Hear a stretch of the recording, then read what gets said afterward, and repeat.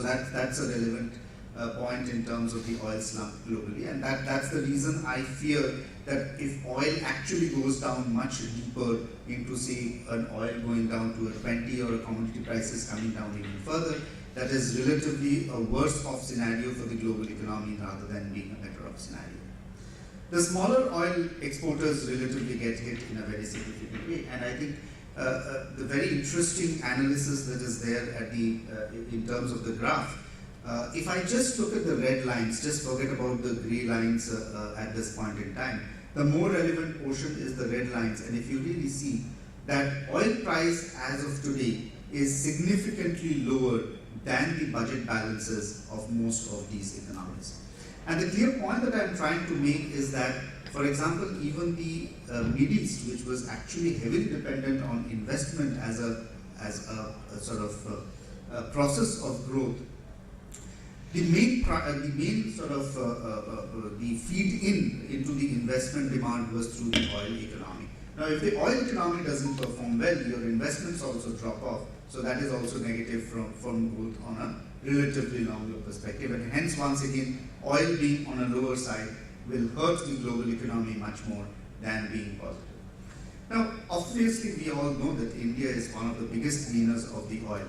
And the exercise that we did is that we took a base year as a consumption basket, and we just analyzed as to if oil prices move from, say, about 108.5, which was the base year price of 2013, if oil moves down to 80 or to 70 or to 60, 50, etc., what is the type of savings in terms of the foreign exchange outgoes that we can have?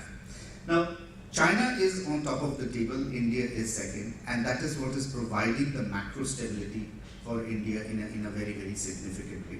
So this is the winners from the oil slump. The global disinflationary impact, we've again sort of talked about, everybody shows lower prices, Asia also shows lower prices. And being a net commodity importer, Asia obviously is showing a significant drop in the overall inflation. And just at one stroke, even for India, we may have sort of been looking as to having solved the inflation problem. But at all points in time, wherever I talk, the key question that I try to answer, that please note whether this is cyclical or structural. Now, by that what I mean to say is that the oil price drop, if it sustains for say a 3 to 4 year period, it may be considered as a structural. But if oil prices seem to be bottoming out and actually once again tending to go higher, incidentally oil today is, Brent oil today is at $62 a barrel, $62.95 a barrel actually. If it tends to go up, then all the benefits that we are accruing out of the lower oil prices may not stay with us. So the most structural issue to the price is the supply side, and that is what possibly the new government is trying to achieve. But there can be significant sort of gaps between what they would intend to achieve versus what they can finally be able to achieve. So I think we, therefore, from that inflation perspective, we also need to be slightly careful in terms of how we deal with the positivity that inflation has shown at this point in time. The second important aspect is that if I'm not expecting oil prices to drop off significantly from now on, the delta benefit, the additional benefit that India can possibly accrue out of the inflation may not be actually significant. And this is a point I will probably come back to when I talk of India. But everybody seems to have benefited from the lower oil prices and the lower commodity prices. Unsynchronized monetary policy. There are also economies, while the US is actually looking at increasing interest rates, there are also economies which have dropped its deposit rate into the negative territory. Now, dropping deposit rates into the negative territory clearly means that they want to force the banking channel to provide credit to the manufacturing sector. Otherwise, credit will not sort of go to the manufacturing sector. I think a very important perspective in this whole issue is what the monetary policy wants to achieve versus what the monetary policy seems to be achieving.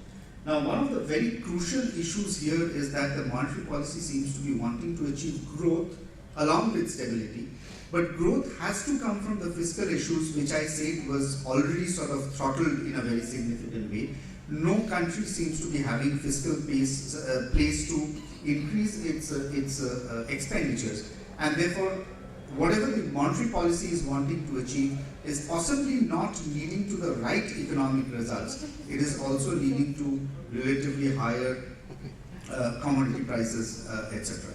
So the achievement of the monetary policy in terms of the desire versus the actuality may be different at this point in time, which is also creating the confusion in the global space. This is an important point that I would sort of try to make, and there's not much in the literature now. There's a lot in the literature of the yesteryears, but not much has been discussed at this point in time.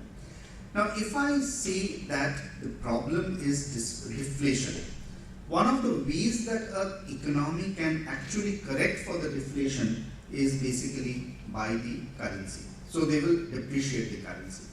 Now, by depreciating the currency, this economy would expect that it will import inflation and export deflation to the rest of the world. But its trading partner now is importing the deflationary trend of the country one. So the country two, where prices are lower because another country has actually devalued its currency, also would tend to devalue the currency. So there is a competitive devaluation of the currency, and this will possibly happen in a significant way if the dollar continues its strengthening bias in a very significant way from now on, possibly linked to the timing of the US turning its interest rates. And the unfortunate incident there is that nobody is a winner. The consequences are really disastrous if we have a round of currency depreciation. There's an increased protectionism and trade barriers. There would be increase in the cost of essential imports because we are devaluing our own currency, and the overall global productivity will come down. So now you have the clear chained relationship between the various entities of the economy, which seems to be in a very vicious cycle, tends to be leading me back to a lower growth in the global arena. And that is, I think, very important to realize when we start talking about India, when we start talking about the ways India can actually move on to a higher sustainable path. So what are the key risks? Euro instability, growth situation worsens from now on, debt adjustments therefore become extremely difficult. China goes deep down into the red, and therefore the shadow banking issues of China come up in a very important perspective, and that affects the rest of Asia in a very significant way. Multi-year policy shifts of monetary policy. This is also very important because, and one of the clear instances that we had recently was the Swiss National Bank pegging its own currencies to the euro. They removed that, and we saw huge volatility in the currency market, which may not be absolutely right for the manufacturing world. So therefore, what we are looking ahead towards from a macroeconomic perspective is huge volatility in the financial markets as we go along. We were sort of thinking of financial market volatility coming down. Yes, it did come down, but we are once again in a very, very crucial stage where any misstep from policy anywhere in the world can actually lead to much increase in the volatility of the financial markets than anything else, which would obviously have a repercussion in terms of the overall macro dimensions of the globe and also the global sort of therefore growth perspective. How does India sort of place? Yes, it has softer interest rate bias and a stable currency. That's one very important thing that we have achieved. Whether it is through policy, I really don't know. It is possibly to a certain extent also significantly by chance that we are seeing much better macros because of the global commodity prices coming down. On the fiscal side, I think the help has also come from the oil side in terms of not only reducing the subsidy burden, but also providing an additional revenue to the government in terms of the higher excise taxes that they are collecting on both petrol and diesel. Now just imagine, again coming back to the whole question of structural versus the cyclical issue. If oil prices actually have to tend to go up, and if the government then gradually gives off or reduces the amount of excise that is collecting today on the oil prices, on the petrol and diesel, and therefore is tidying up its fiscal, the chance of doing that will also come down in a very significant way. So the whole fiscal consolidation as an exercise that we are also talking of, if the global dimensions of commodity cycle and crude oil prices change, we may actually turn back once again in a very significant way. One of the key sort of achievements, so to say, if I were to sort of still mention this as an achievement for the Indian economy, is how our external sector has actually been de-risked. And there I should give some definitive credit to the Reserve Bank of India in terms of the way that they are sort of working the system through. And it definitely has a lot of implications in terms of the views that the Indian economy and Indian manufacturing needs to build on its currency. The FX accretion has significantly sort of improved, and because of the oil prices and because of the restrictions that India had once followed on the gold imports, now all those restrictions have once again been removed. The current account deficit, which was actually the worst within these fragile five economies, the countries that actually faced significant run on their currencies, that has corrected in a very significant way.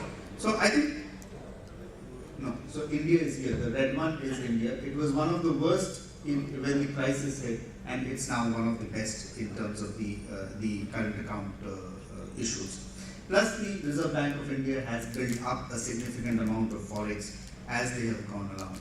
Now, what has really helped is that there's still a significant amount of liquidity that is going around in the global world.